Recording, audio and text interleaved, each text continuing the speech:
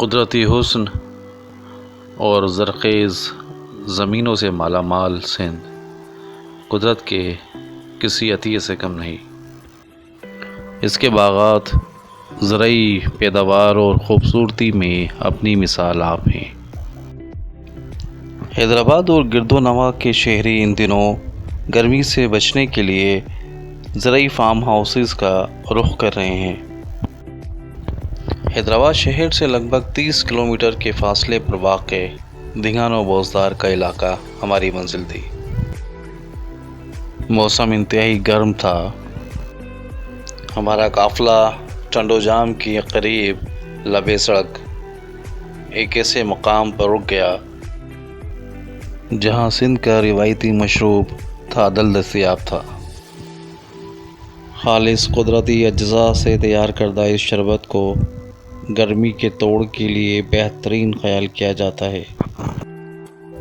قافلے کے شرکاء خوش گپیاں کرتے رہے اور پھر اپنی اگلی منزل کی جانب رواں ہو گئے۔ مختلف کچے پکے راستوں سے ہوتے ہوئے جب ہم فارم ہاؤس پہنچے تو وہاں ایک خوشگوار منظر ہمارا منتظر تھا۔ وہاں ایک وسیع سوئمنگ پول موجود تھا۔ یہاں سیاحوں کے آرام اور تفریح طبع کے لیے جھونپڑی نما آرام دہ کمرے بھی بنائے گئے ہیں۔ ایسا گمان ہوتا تھا جیسے اس خوبصورت فارم ہاؤس کا تعلق سندھ کے بجائے دنیا کے کسی اور حصے سے ہو۔ ہماری اگلی منزل دھنگان و بوزدار کے علاقے میں قائم ایک باغ تھا۔ اس باغ میں آم، کٹہل، پپیتا، فالسا، گنا اور کیلے کی فصلیں لگائی گئی تھی۔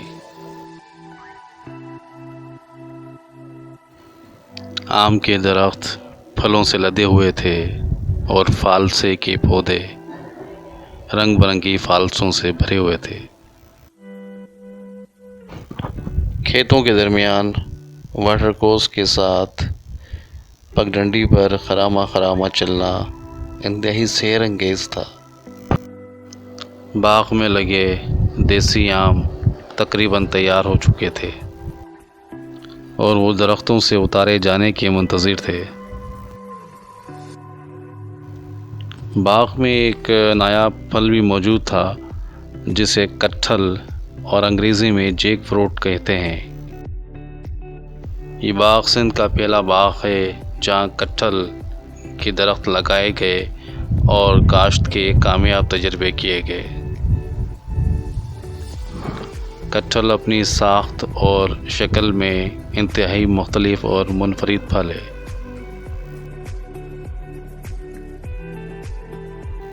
گرمی کے ستائے شہری گاؤں میں لگے ہینڈ پمپ دیکھ کر بےتاب ہو گئے اور اسے چلا کر خوشی کا اظہار کرنے لگے۔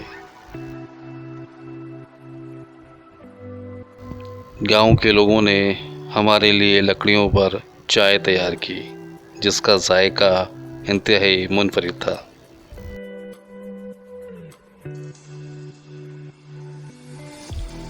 آم کے باغ میں درختوں کے نیچے چائے کا دور بھی چلتا رہا اور گفتگو کا دور بھی۔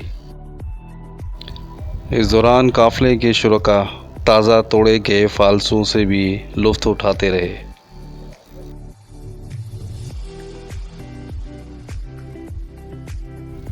تازہ فالسوں کا اپنا ہی مزہ تھا جو ذائقے میں انتہائی منفرد اور مختلف تھا۔ ہمارے میزبان پروفیسر حسن اقبال قاظمی نے کٹہل کے پھل کی انفرادیت، اس کی اہمیت اور کاشت کے حوالے سے شرکاء کو بریف کیا۔ کیلے کے درخت پھلوں سے لدے ہوئے تھے۔ پپیتوں کے درختوں پر ننھے منھے پپیتے نمودار ہو رہے تھے۔ باغ کے درمیان ایک مسجد بھی تعمیر کی گئی ہے جہاں نماز ادا کی جاتی ہے۔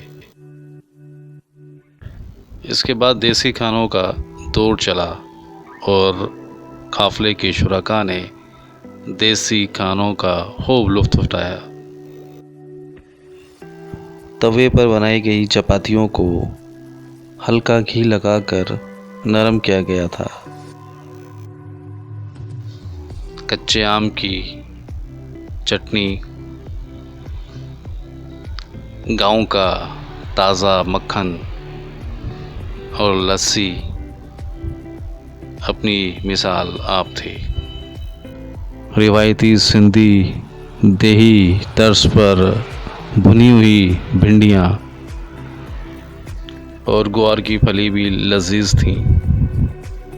گرمی کے موسم میں تازہ چھاچھ نے کھانے کا مزہ دوبالا کر دیا۔ ہمارے ساتھیوں نے مٹن فرائی کے بجائے روایتی سندھی دیہی کھانے رغبت سے کھائے۔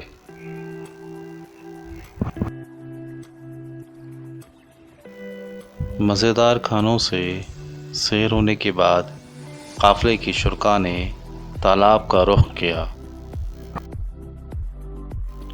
اس تالاب کو ایک ٹیوب ویل کے ذریعے تازہ اور ٹھنڈے پانی کی فراہمی کا انتظام کیا گیا تھا۔ سخت گرم موسم میں گرمی کے مارے ہوئے لوگوں کے لیے یہ تالاب اور اس کا ٹھنڈا پانی کسی نعمت سے کم نہیں تھا۔ قافلے کے شرکاء کئی گھنٹوں تک موجود رہے۔ یہ انتہائی فرحت بخش اور خوشگوار تجربہ تھا۔ کچھ دیر کے لیے گرمی کا احساس جاتا رہا۔ دن بھر کی سیر و تفریح نے تھکن کا احساس پیدا کر دیا تھا۔ ایسے میں قافلے کے شرکاء تھکن اتارنے کے لیے باغ کے درمیان کرسیاں ڈال کر بیٹھ گئے۔ اس دوران چائے کا دور بھی چلتا رہا اور ہلا گلا بھی۔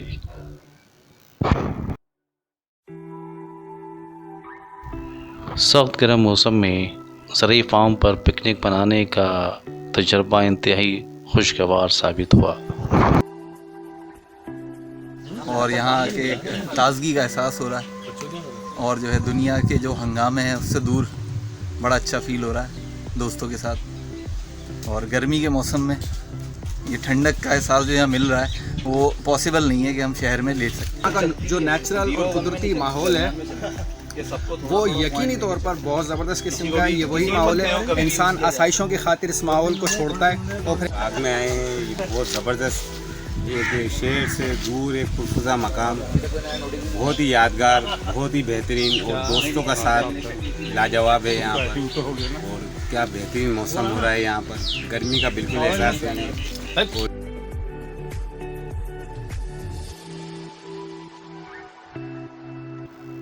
یوں سندھ کے ایک زرعی فارم میں خوشگوار دن کا اختتام ہوا۔